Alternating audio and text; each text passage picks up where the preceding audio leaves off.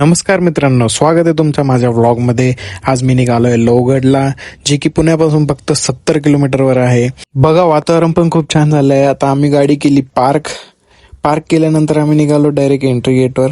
मग आले ना माकडं गाडीवर. आपली गाडी लावली की म्हणले शुभम आले, चला पोच देऊ. लगे पोच द्यायला लागला. चला एंट्री करूयात आता लोहगडला. तिकीट घेतलं, तिकीट घेऊन निघालो.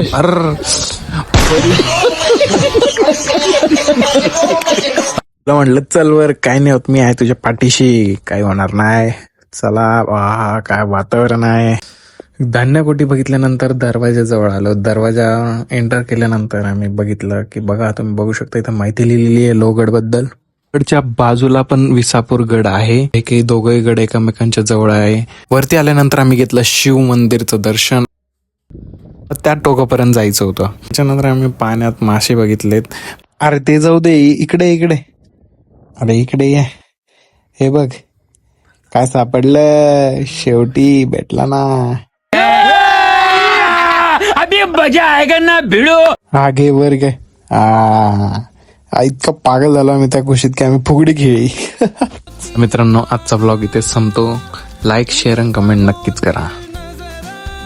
जय शिवराय, हर हर महादेव.